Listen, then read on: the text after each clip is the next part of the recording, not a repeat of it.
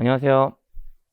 네, 이인호입니다. 네, 일단, 시험 보시려고 고생 너무 많이 하셨고, 일단 여러분들께서 이제 노력하신 부분들이 시험에 충분히 발휘되었기를 바랍니다. 그럼 이제, 구체적인 문항들을 좀 살펴보시기 전에, 간단하게 총평적인 얘기 좀 말씀드리면, 일단 결론적으로 말씀드리면, 올해 시험 같은 경우에, 예년 시험보다 좀 쉬웠어요. 쉬웠던 건 충분히 다들 공감하시는 부분들이라고 보여지고요. 역시 이제 이제 쉬웠던 것들에 대한 요인들, 요인들이라는 거 한 두 가지 정도로 이야기할 수 있을 것 같은데요. 첫 번째는 역시 문제 자체의 난이도가 쉽긴 쉬웠어요. 예, 그래서 그게 한 가지 있을 거고, 그 다음에 또 한 가지는 이제 예년에 비해서 확연히 좀 차이가 나는 부분이긴 한데, 예년 같은 경우는 적절한 것을 물어보는 빈도가 훨씬 많았습니다. 근데 올해 시험 같은 경우에 적절하지 않은 것을 물어보는 빈도가 훨씬 높았고요. 사실 이런 형태만 가지고도 시험 준비하시는 여러분들 입장에서는 난이도가 좀 낮아지게 느껴지죠. 예, 그리고 이제 그런 것들이 좀 응축돼서 어쨌든 예년보다 올해 시험의 난이도는 좀 낮았다라고 보시면 될 거고요. 역시 그러면서 그런 이유 때문에 이제 경영학 시험 문제 푸시면서 올해는 좀 쉽네라고 느끼시는 분들은 상대적으로 좀 많지 않았을까라는 생각이 들어요. 예, 그래서 이렇게 말씀드리면서 이제 총평 간단하게 말씀드리고 이제 각 문항들에 대해서 하나씩 좀 살펴보도록 하겠습니다.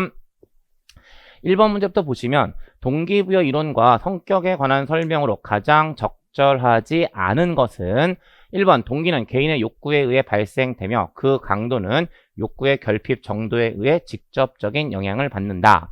2번 맥클랜드에 의하면 성취 욕구는 개인이 다른 사람들에게 영향력을 행사하여 그들을 통제하고 싶은 욕구를 말한다. 3번 강화 이론에 의하면 긍정적 강화와 부정적 강화는 행위자의 바람직한 행동의 빈도를 증가시킨다. 4번 공정성 이론에 의하면 개인이 불공정성을 느끼는 경우 준거 인물을 변경하여 불균형 상태를 줄일 수 있다. 5번 알더퍼의 ERG 이론은 매슬로우의 5가지 욕구를 모두 포함하고 있다라고 쓰고 있고 역시나 정답은 2번으로 보시면 되겠죠. 이 맥클랜드라는 사람은 인간의 상위 욕구에 대해서 친교 욕구, 권력 욕구, 성취 욕구라고 이야기하는 3가지의 욕구를 강조하고 있어요. 근데 그 3가지 욕구 중에 뒤에 개인이 다른 사람들에게 영향력을 행사하여 그들을 통제하고 싶은 욕구, 얘는 권력 욕구에 대한 설명이라고 보시면 되는 거고요. 근데 앞에 성취 욕구는 이라고 쓰고 있으니까 적절하지 않은 설명이라고 보시면 되겠죠. 그래서 1번 문제 정답은 2번이 되는 겁니다. 다음 2번 리더십에 관한 설명으로 역시나 가장 적절하지 않은 것은 1번 리더십은 리더가 부하들로 하여금 변화를 통해 조직 목표를 달성하도록 영향력을 행사하는 과정이다. 2번 리더는 외집단보다 내집단의 부하들과 질 높은 교환 관계를 가지며 그들에게 더 많은 보상을 한다. 3번 피들러의 리더십 상황 모형에서 낮은 LP 점수는 과업지향적 리더십 스타일을 의미한다. 4번 위인 이론은 리더십 특성 이론보다 리더십 행동 이론과 관련성이 더 크다. 5번 변혁적 리더는 이상화된 영향력, 영감에 의한 동기 유발, 지적 자극, 개인화된 배려의 특성을 보인다라고 쓰고 있고 역시나 정답 4번으로 보시면 되고요. 여기서 얘기하는 위인 이론, 말 그대로 역사적으로 위인들에 대해서 연구하기 시작했던 거였고 그 위인 이론이 경영학으로 오면서 경영자들 연구하기 시작을 하죠. 그리고 그게 바로 어떤 의미를 가지고 있냐면 위인의 특성들을 찾아내기 위한 목적이라서 행동이론이 아니라 특성이론과 관련성이 더 높다라고 보시면 되세요. 그래서 4번은 지금 특성이론보다 행동이론에 대한 관련성이 더 크다라고 쓰고 있으니까 옳지 않은 설명이 되는 거죠. 그래서 2번 문제 정답 4번 역시 고르시는데 크게 어려운 문제는 아니었다라고 생각이 됩니다. 다음 3번 다음 설명 중 적절한 항목만을 모두 선택한 것은 이라고 이야기를 하고 있고요. 먼저 A번 집단 간 갈등은 목표의 차이, 지각의 차이, 제한된 자원 등으로부터 비롯된다. 뭐 크게 딴지 걸 만한 내용들이 없으니까 A번은 맞는 문장이라고 보시면 되겠죠. 다음 B번 기능팀은 다양한 부서에 소속되어 있고 상호 보완적인 능력을 지닌 구성원들이 모여 특정한 업무를 수행하는 팀을 말한다. 예, 요 뒤에 설명은 기능팀에 대한 설명이 아니고 다기능팀에 대한 설명이 되는 거죠. 그러니까 역시 다기능팀이라는 것과 기능팀이라는 것에 대한 표현들을 좀 구분하셔야 되는데 기능팀이라는 것은 한 가지 기능만 수행하는 팀이라고 보시면 되고 다기능팀이 여러 개의 기능들을 수행하기 위해서 모아놓은 팀이라고 보시면 돼요. 근데 뒤에 보시면 다양한 부서에 소속되어 있다는 것은 다양한 기능들을 가지고 있는 사람들이 모여져 있다는 의미가 되기 때문에 B번은 기능팀에 대한 설명이 아니라 다 기능팀에 대한 설명이 된다라고 보시면 되는 거예요. 그래서 B는 적절하지 않은 항목이 되는 거고, 다음 C번 상동적 태도는 타인에 대한 평가가 그가 속한 사회적 집단에 대한 지각에 기초하여 이루어지는 것을 말한다. 예, 스테레오타이핑 상동적 태도에 대한 설명으로 맞는 설명이라고 보시면 되겠죠. 다음 D번 구성원의 만족감이 직무 수행상의 성취감이나 책임감 등 직무 자체에 존재하는 요인을 통해 나타날 때 이 요인을 외재적 강화 요인이라고 한다. 외재적 강화 요인, 외재적이라는 것은 개인 밖에 있는 것들을 의미하게 되는데, 지금 만족감, 성취감, 책임감 이런 것들은 당연히 개인의 내부에 있는 내용들이라고 보시면 되겠죠. 그래서 외재적 강화 요인이 아니라 내재적 강화 요인에 해당한다라고 보시면 되세요. 그래서 D 역시 옳지 않은 내용 되는 겁니다. 그럼 이제 4개 중에 적절한 항목은 A와 C가 되는 거니까 3번 문제 정답 2번으로 확인하시면 되는 거죠. 다음 4번 조직구조와 조직변화에 관한 설명으로 가장 적절하지 않은 것은 1번 조직의 변화는 외부 상황에 적절하고 신속하게 대처하기 위해서는 집권화가 필요하다. 일단 보기 다 보고요. 2번 조직 변화는 궁극적으로 조직 성과 개선, 능률 극대화, 구성원의 만족도 향상 등을 위한 계획적 변화를 말한다. 3번 기계적 구조는 저원가 전략을 추구하는 조직에 적합하다. 4번 조직의 경쟁력을 강화하고 경영 성과를 높이기 위해서는 조직 구조의 조정과 재설계, 새 공유 가치와 조직 문화의 개발, 직무 개선 등의 노력이 필요하다. 5번 부문별 구조는 기능별 구조보다 고객과 시장의 요구에 더 빨리 대응할 수 있다. 여기서 이야기하는 부문별 구조는 사업부제 구조와 동일한 용어라고 보시면 되세요. 그럼 이제 보기 5개 보셨고 이 중에 가장 적절하지 않은 것은 1번이 되겠죠. 조직의 변화는 외부 상황에 적절하고 신속하게 대처하기 위해서는 집권화가 아니라 분권화가 필요하다라고 보시면 되는 거죠. 집권화는 권력이 집중되는 거, 분권화는 권력이 분산되는 것을 의미하게 되고요. 권력이 분산되게 되면 신속하게 의사결정이 가능한 측면이 있기 때문에 변화에 신속하게 대응하는 것이 가능해집니다.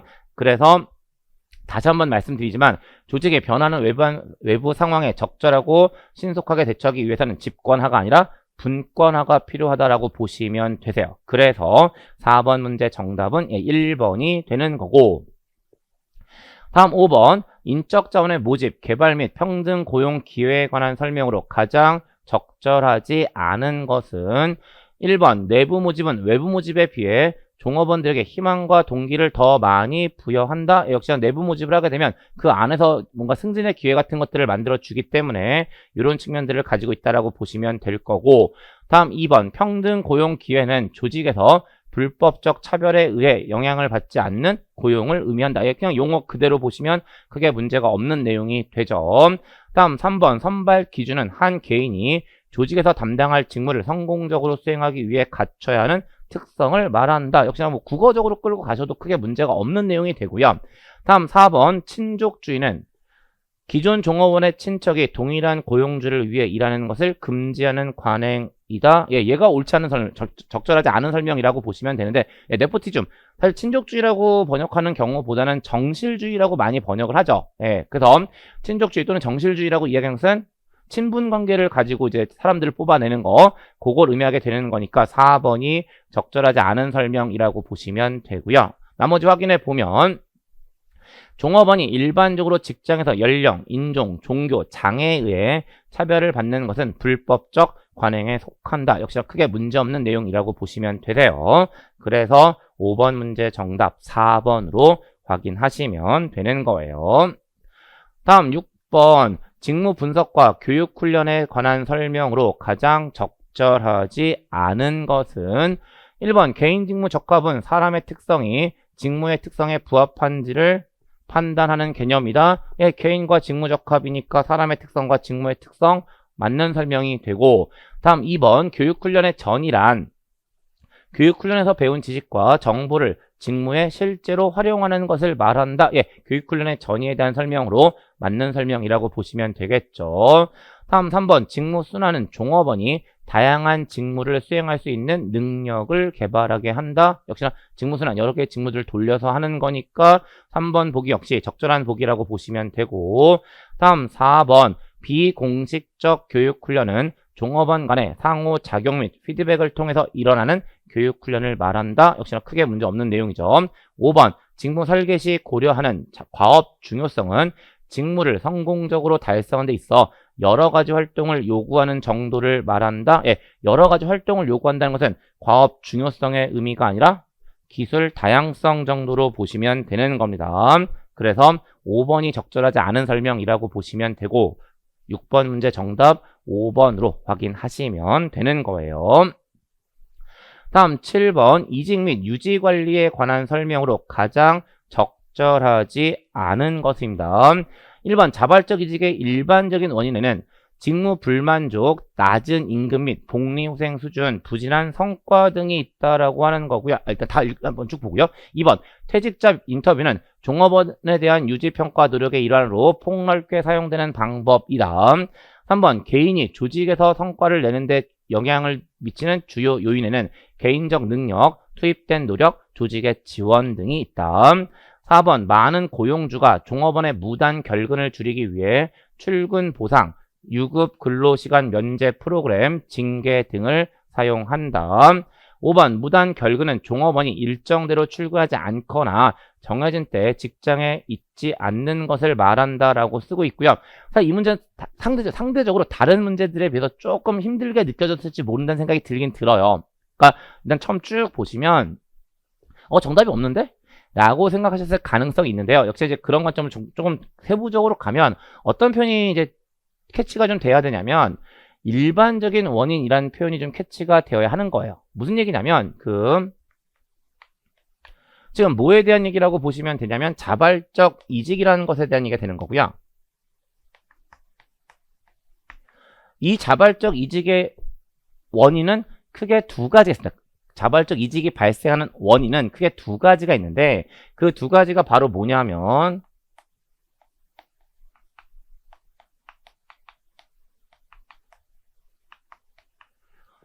통제 불가능한 원인과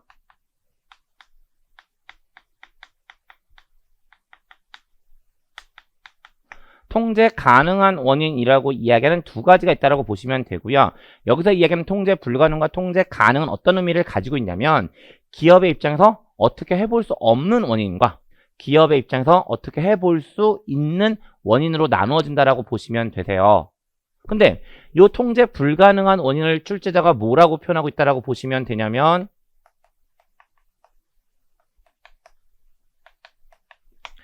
일반적인 원인이다라고 표현하고 있다라고 보시면 되는 거고, 사실 요런 형태의 그 표현 사례는요, 이미 제가 이제 한번 강의하면서, 예전에 이제 수험 준비 강의하면서 기본 이론 강의 때 말씀을 드린 적이 있죠. 이제 어떤 것 때문에 잠깐 말씀드린 적이 있냐면, 산출물의 변동이 발생한 원인 역시 통제 불가능한 원인과 통제 가능한 원인으로 나눠지죠. 근데 그 통제 불가능한 원인을 뭐라고 표현하냐면 일반 원인 또는 공통 원인이라고 표현하는 거고, 통제 가능한 원인을 이상 원인이라고 표현하게 되는 거죠. 그래서 산출물 변동의 원인은 일반 원인과 이상 원인이라고 얘기하는 두 가지가 있는 거고, 거기서도 역시 이런 의미 때문에 그렇게 표현이 된다라고 보시면 되거든요. 그래서 여기서 얘기하는 그 문제 보기 1번에서 이야기하는 일반적인 원인은 통제 불가능한 원인을 의미한다라고 보셔야 되고요. 그래서 직무 불만족, 낮은 임금 및 복리후생 수준, 부진한 성과 등, 얘네들은 기업 입장에서 어떻게 해볼 수 있는 원인들이 돼요. 그러니까 통제 불가능한 원인, 일반적인 원인이 아니라 통제 가능한 원인들이 되기 때문에 1번이 적절하지 않은 설명이 된다라고 보시면 되는 겁니다. 그래서 7번 문제 정답은 1번이 되는 거예요. 다음 8번 성과평가 및 보상에 관한 설명으로 가장 적절하지 않은 것은 1번 기본급은 종업원이 조직에서 시급이나 급여의 형태로 받는 보상을 말한다. 2번 기업들이 강제할당을 적용하는 이유는 평가자 인플레이션에 대처하기 위해서이다 라고 쓰고 있는 거고요. 여기서 얘기하는 평가자 인플레이션은 뭘 의미할까요? 인플레이션, 뭔가 높아지는 거. 그러니까 물론 이제 경제학에서 얘기하는 인플레이션은 이자율이 이제 상승하는 걸, 가격이 상승하는 걸 의미한다라고 보시면 되는데, 여기서의 인플레이션은 그냥 높아진다는 의미가 되는 거고, 일반적으로 경영학적으로 쓰는 표현 가지고 말씀을 드리면 평가자 인플레이션은 관대화 경향이라고 보시면 되는 거예요. 관대화 경향. 그러면 일반적 강제할당법을 쓰게 되면 가혹화, 중심화, 관대화 경향을 줄일 수 있다라고 얘기하고 있으니까 강제할당을 적용하는 이유는 평가자 인플레이션, 관대화 경향에 대처하기 위해서이다라는 설명은 적절한 설명이 된다라고 보시면 되겠죠. 그래서 2번 역시 적절한 설명이라고 보시면 되고, 다음 3번 직무평가는 조직 내 여러 가지 직무의 절대적 가치를 결정하는 공식적이며 체계적인 과정을 말한다. 얘가 적절하지 않습니다. 직무평가는 조직 내 여러 가지 직무의 절대적 가치가 아니라 상대적 가치를 결정하는 공식적이며 체계적인 과정을 말한다라고 써야 되겠죠. 근데 절대적이라고 쓰고 있으니까 적절하지 않은 설명 되는 거예요. 다음 4번 조직이 개인 인센티브 제도를 사용하기 위해서는 각 개인의 성과를 확인하고 측정할 수 있어야 한다. 5번 가장 널리 사용되는 종업원에 대한 평가 방법은 직속 상사가 종업원의 성과를 평가하는 것이다. 나머지는 크게 문제 없네요. 그래서 8번 문제 정답은 3번으로 확인하시면 되는 거고, 다음 9번 서비스의 특징으로 가장 적절하지 않은 것은 간단하네요. 1번 무형성, 2번 생산과 소비의 비분리성, 3번 변동성, 4번 소멸성, 5번 동질성. 정답은 당연히 5번 동질성이 될 거고, 서비스는 당연히 이질성의 특성을 가지게 될 겁니다. 그래서 9번 문제 정답 5번으로 확인하시면 되는 거고요. 다음 10번. 다음은 제품 A에 관한 자료이다. 비용 지향적 가격 결정을 따르고 영업이익률 40%를 기대하는 경우에 제품 A의 단위당 가격에 가장 가까운 것은 단 제시된 자료 이외에 다른 비용은 없다고 가정한다라고 쓰고 있고요. 그렇다면 이제 뭐부터 좀 구해야 될 것 같으냐면 영업이익을 어떻게 구할지부터 이야기가 돼야 될 것 같은데, 보시면 단위당 변동비 주어져 있고 총 고정비 주어져 있고 기대 판매량 주어져 있으니까 어떻게 구하면 될까요? 먼저 단위당 판매 가격에서, 이제 문제에서 요구하고 있는 단위당 가격에서 단위당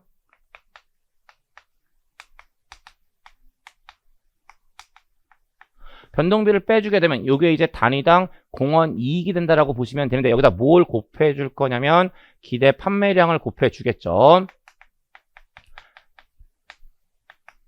그럼 이제 이게 공원 이익이라고 보시면 되고요. 여기다 이제 뭘 빼주게 될 거냐면 총 고정비를 빼주게 될 거고, 다른 자료가 없으니까 이게 바로 뭐라고 보시면 되냐면 영업이익이 된다라고 보시면 되는 거잖아요. 그런데 자료상으로 어떤 자료가 주어져 있냐면 영업이익률이 40%라고 주어져 있으니까 당연히 얘가 어떻게 된다는 이야기가 되냐면 P와 기대 판매량의 곱에 40%가 된다는 이야기랑 똑같은 이야기가 되겠죠. 그럼 이제 대입하면 지금 우리 P는 우리가 구해야 되는 거고요. 거기다가 단위당 변동비가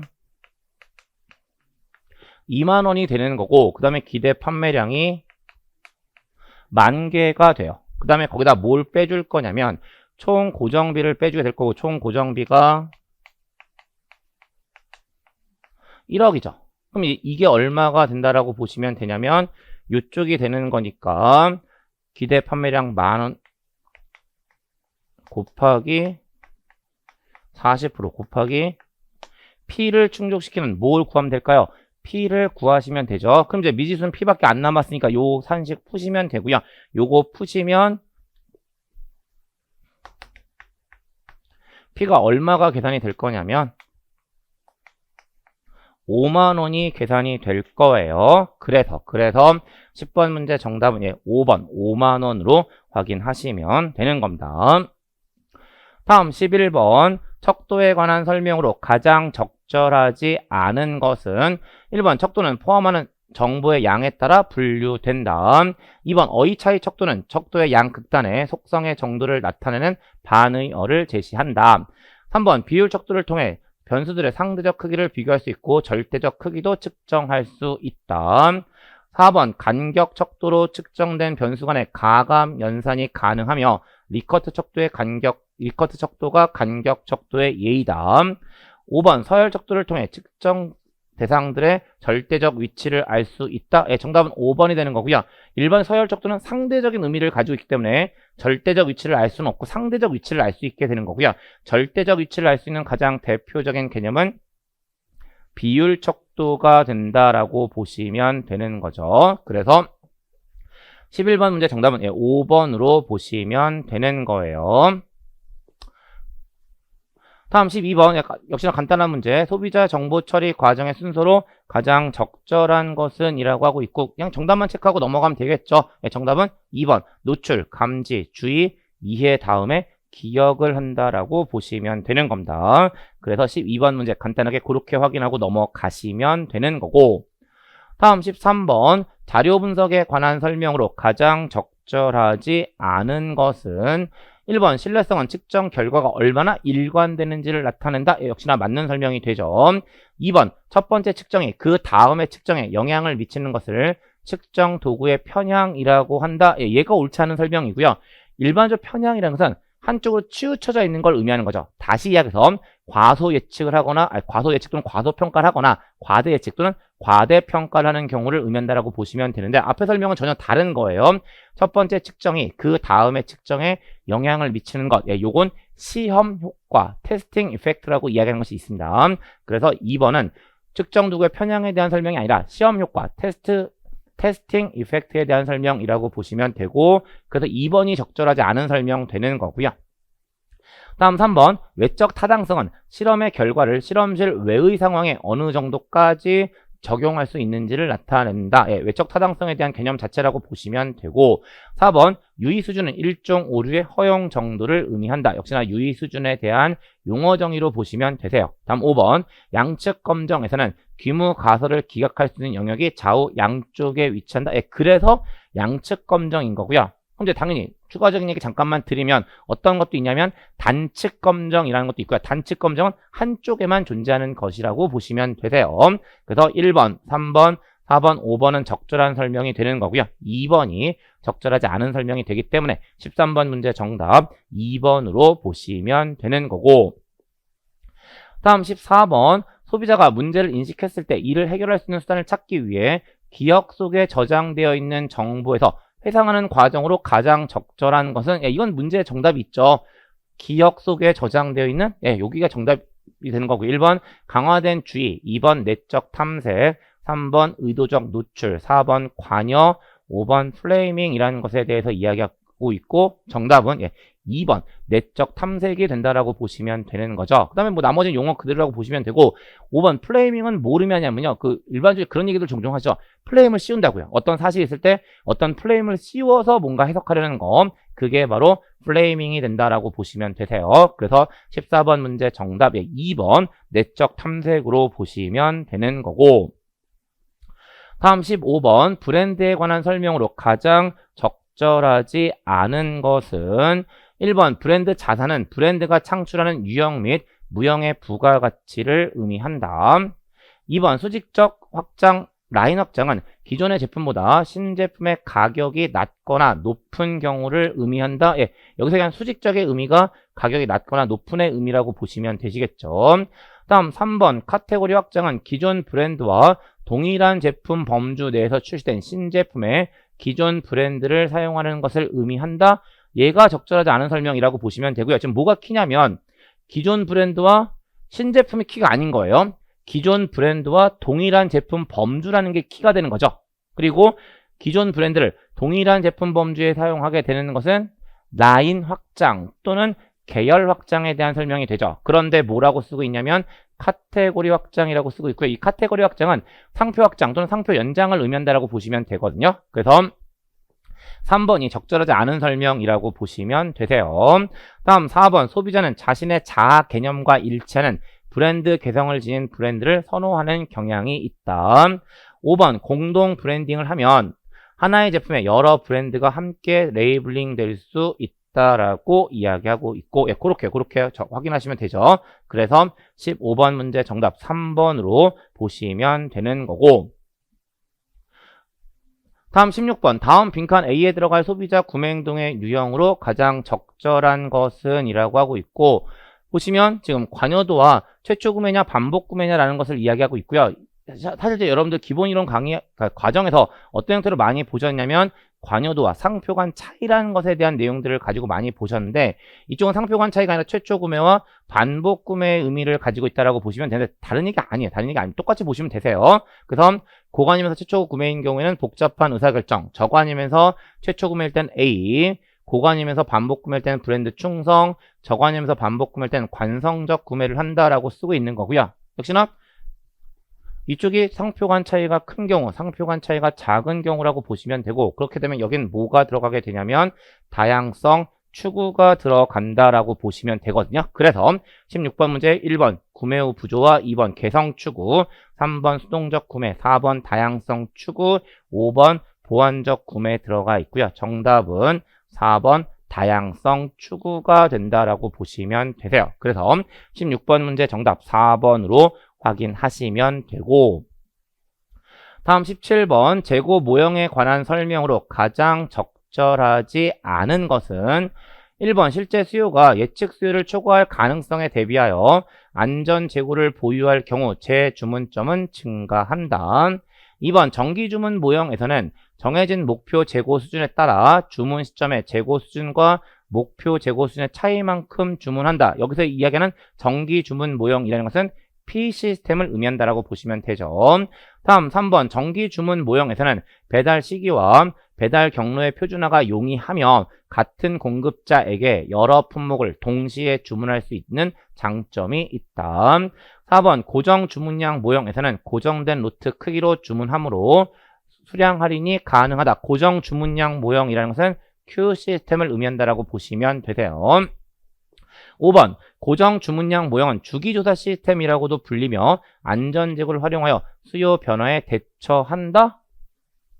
좀 전에 말씀드린 것처럼 고정 주문량 모형은 Q 시스템의 의미를 가지고 있고요. 주기조사 시스템은 P 시스템의 의미를 가지고 있다라고 보시면 되는 거잖아요. 그러니까 두 개가 잘못 연결돼 있고, 그래서 17번 문제 정답 5번으로 확인하시면 되는 겁니다. 다음 18번 수요 예측에 관한 다음 설명 중 적절한 항목만을 모두 선택한 것은 A번 지수평활법에서 최근 수요 패턴의 변화를 빠르게 반영하기 위해서는 평활상수의 값을 줄여야 한다라고 쓰고 있고요. 여기서 이제 평활상수를 지수평활법에 의한 공식 떠올려 보시면 되는데, FT 플러스 1은 알파 곱하기 DT 플러스 1 마이너스 알파의 FT라는 공식을 쓰게 되는 거잖아요. 그럼 다시 문제 보시면 최근 수요 패턴의 변화를 DT 얘기하는 거죠. 빠르게 반영하기 위해서는 평활상수의 값을 줄여야 한다?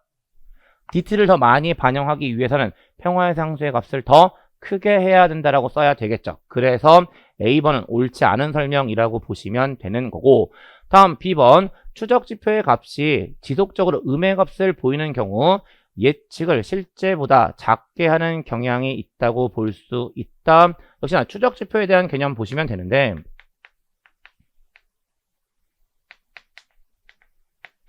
이 추적지표라고 이야기하면서 어떻게 계산하게 되냐면 누적 예측 오차를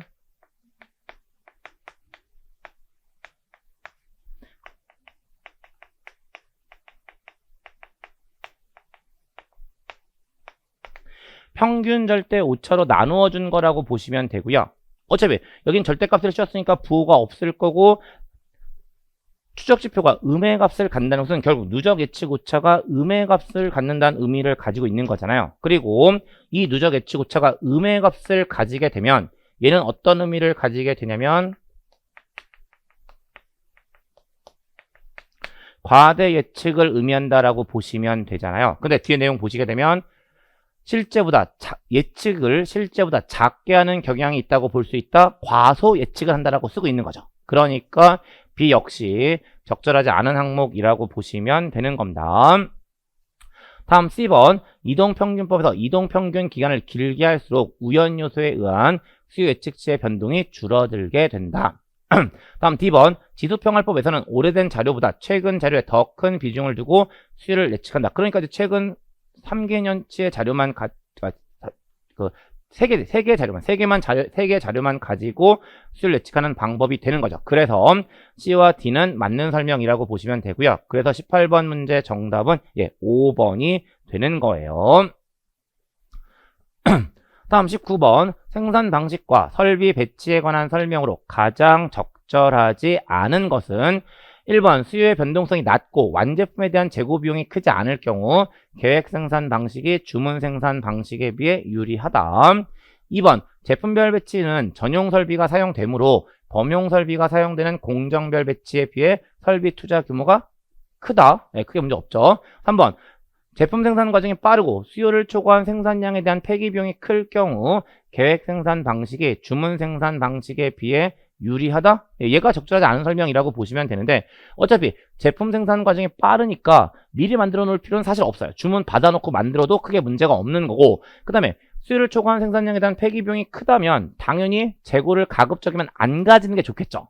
근데 지금 계획 생산과 주문 생산이라고 했을 때 주문 생산은 재고를 별도로 가지지 않는 거고요. 계획 생산은 추가적인 재고를 가져가는 전략이라는 거예요. 그러니까 그렇게 놓고 보면 제품 생산 과정이 빠르고 수요를 초과한 생산량에 대한 폐기 비용이 크다면 계획 생산 방식이 유리하기보다는 주문 생산 방식이 유리하다라고 써야 될 겁니다. 그래서 3번이 적절하지 않은 설명이라고 보시면 되고 다음 4번 처리 대상 제품 또는 서비스에 따라 요구사항이 다를 경우 제품별 배치보다 공정별 배치가 적합하다. 5번 셀룰러 배치의 경우 그룹 테크놀로지를 활용하여 제품별 배치의 이점과 공정별 배치의 이점을 동시에 얻을 수 있다. 다 맞는 설명이라고 보시면 되죠. 그래서 19번 문제 정답은 3번으로 보시면 되는 거고요. 다음 20번 다음 그림과 같이 버퍼가 존재하지 않는 4개의 작업장으로 구성된 생산 프로세스에 관한 설명으로 가장 적절하지 않은 것은 단 각 작업장에 기재된 시간은 각 작업장에서 투입된 제공품 한 단위를 처리하는 데 걸리는 시간이다라고 이야기를 하고 있습니다. 그래서 작업장 A, B, C, D로 가고요. 작업장 A의 시간은 5초, B는 10초, C는 7초, D는 3초의 시간이 걸린다라고 보시면 되는 거죠. 1번 이 생산 프로세스의 흐름 시간은 25초이다. 여기서 얘기하는 흐름 시간은 여기서부터 여기까지를 더해 놓은 거라고 보시면 되니까 25초라는 설명, 맞는 설명이 되죠. 다음 2번 병목이 발생하는 작업장은 작업장 B이다. 가장 오랜 시간이 걸리는 작업장이 병목 공정이 될 거고 3초, 7초, 10초, 5초니까 10초가 소요되는 작업장 B가 병목 공정이 될 거고 역시나 맞는 설명이 돼요. 다음 3번 작업장 C에서는 작업 공정이 발생한다. C 앞에 작업장 B가 10초고 C가 7초니까 당연히 이쪽의 시간이 더 적으니까 작업 공전은 발생하게 되겠죠. 다음 이 생산 프로세스의 시간당 생산량은 720단이다. 이게 옳지 않은 설명이라고 보시면 되는데 이 프로세스를 가정했을 때 어떤 일이 벌어지냐면 10초에 하나씩 생산이 된다라고 보시면 되는 거고요. 10초에 하나씩 생산된다는 것은 1분당 6개가 생산된다는 얘기가 되는 거고 그걸 시간으로 환산하면 6 곱하기 60이 되니까 360이 되겠죠. 그런데 720이라고 쓰고 있으니까 적절하지 않은 설명 되는 겁니다. 다음 5번 작업장 D의 이용률은 30%이다. 전체 10초 간격에서 3초만 작업이 이루어지고 있을 거니까 30%라는 설명은 역시나 맞는 설명이 되겠죠. 그래서 20번 문제 정답은 4번 720단위가 아니라 360단위가 돼야 된다라고 보시면 되는 겁니다. 다음 21번 생산 계획에 관한 설명으로 가장 적절하지 않은 것은 1번 재고 수준의 변동은 일반적으로 수요 추종 전략보다 평준화 전략을 활용하는 경우 크게 나타난다. 왜냐하면 평준화 전략은 재고와 재고 부족이 계속 발생할 거니까요. 다음 2번 주 생산 계획은 통상적으로 향후 수개월을 목표 대상으로 하여 주 단위로 수립된다. 3번 자재 소요 계획의 입력 자료에는 주 생산 계획, 자재 명세서, 재고 기록 철이 있다. 4번 총괄 생산 계획을 통해 개별 제품별로 월별 생산 수준, 인력 수준, 재고 수준을 결정한다. 얘가 적절하지 않은 설명이고요. 개별 제품별로 월별 생산 수준, 인력 수준, 재고 수준을 결정하는 것은 총괄 생산 계획이 아니라 MPS, 주 생산 계획 또는 기준 생산 계획 또는 주 일정 계획 또는 대일정 계획이라고 번역하는 것들이죠. 그래서 4번은 총괄 생산 계획이 아니라 MPS에 대한 설명이기 때문에 적절하지 않은 설명이라고 보시면 되고, 5번 자재 소요 계획은 생산 능력, 마케팅, 재무적 요소 등에 관한 조정 기능을 포함한 MRP2 및 ERP로 확장되었다. 역시나 자재 소요 계획은 제조 자원 계획, 전사적 자원 관리, MRP2, ERP의 순으로 발전돼 갔으니까 5번 보기 역시 맞는 보기라고 보시면 되겠죠. 그래서 21번 문제 정답 4번으로 확인하시면 되는 거예요. 다음 22번 주민센터 A의 업무 프로세스는 리트레 법칙을 따른다. 이 주민센터의 시간당 처리 민원수가 10명이고 민원인 1명이 민원 해결을 위해 평균 30분을 주민센터에 머문다고 할 경우 어느 특정 시간에 주민센터 A 내에 머무르고 있는 평균 민원인의 수는 단 각 민원인은 주민센터에 도착한 순서대로 서비스를 받고 민원이 해결되는 즉시 주민센터를 떠나는 것으로 가정한다라고 하면서 1번 2명, 2번 5명, 3번 10명, 4번 20명, 5번 60명에 대한 보기들 들어가 있고요. 요거 그냥 직관적으로 보셔도 다 고르시니까 내용을 정리하고 있지 않으셔도요. 정답을 고르시는 것도 가능했던 문제이긴 한데 그 리트레 법칙에 따르면요. 시간당 처리 민원의 수와 한 명이 민원 해결을 위해 소요되는 시간, 그거의 곱이라고 보시면 되는데 이게 지금 평균 30분으로 주어져 있으니까 시간으로 환산하면 0.5시간이 되겠죠. 그래서 10명과 0.5시간을 곱해서 구하시면 되고, 그래서 결론적으로 22번 문제 정답은 2번 5명이라고 보시면 되세요. 그래서 22번 그렇게 확인하시면 되고요. 다음 23번 슈메너의 서비스 프로세스 매트릭스에 관한 설명으로 가장 적절하지 않은 것은 1번 전문 서비스는 노동 집약도와 고객화 정도가 모두 높은 서비스를 의미한다. 2번 대량 서비스에는 소매업, 학교, 소매, 금융 등이 속한다. 3번 서비스 공장에는 항공사, 운수회사, 호텔 등이 속한다. 4번 서비스샵은 노동 집약도는 높으나 고객화 정도는 낮은 특성이 있다. 5번 전문 서비스는 높은 수준의 인건비와 고객화 정도 때문에 비효율적인 경향이 있다라고 쓰고 있는 거고, 요거 이제 뭐 하나 확인하시면 해결할 수 있는 문제가 되냐면 슈메너의 서비스 공정 매트릭스가 어떻게 네 가지를 나누고 있는지에 대한 것들만 정리하시면 풀 수 있는 문제이긴 하죠. 그래서 크게 두 가지 기준을 쓰고 있고요. 그게 뭐냐면 이쪽이 노동 집약 정도라고 보시면 되고 이쪽이 관여와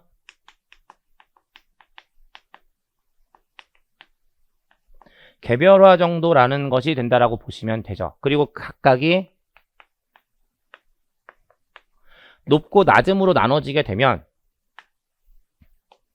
영역은 모두 네 가지가 나오게 되는 거고 각 영역에 대한 명칭들이 정리가 되어야 되는 겁니다. 그럼 이제 하나씩 보면 먼저 둘 다 낮은 영역을 우리는 뭐라고 이름 붙여주냐면